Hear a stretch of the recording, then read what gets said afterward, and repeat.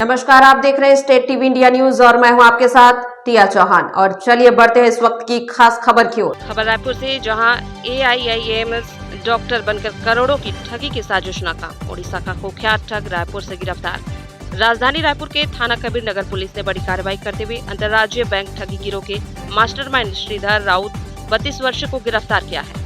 आरोपी पिछले 7 महीने से फर्जी पहचान के साथ शहर में रह रहा था और खुद को AIIMS डॉक्टर बताकर बैंक और लोगों को ठगने की साजिश रच रहा था। करोड़ों का लोन लेकर फरार होने की थी योजना।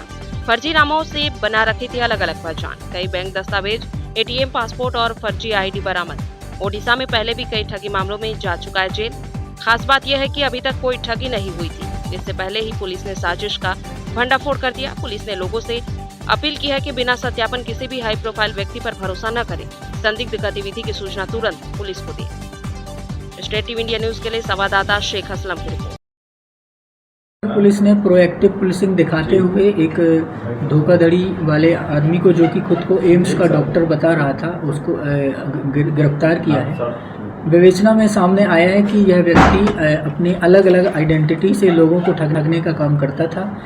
इसके पूर्व में भी उड़ीसा में हमने जब पाया कि इसके पूर्व में भी इसी तरह के 4 अपराध और दर्ज हैं।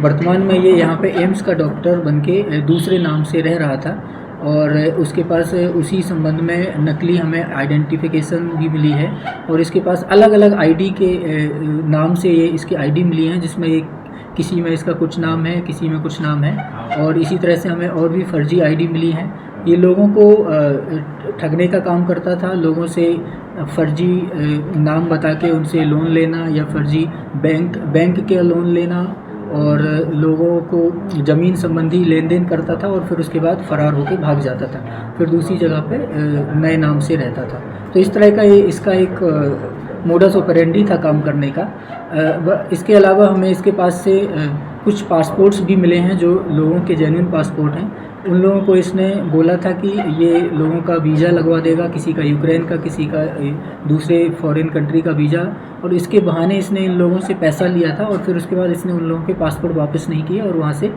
भाग गया। इस तरह से ये ID का दुरुपयोग करके दूसरे लोगों को ठगने का काम करता था। वर्तमान में फिर हमने इसको अरेस्ट किया है और अब इस पर आगे की कार्रवाई करके इसको न्यायिक रिमांड पर भेजा जाएगा।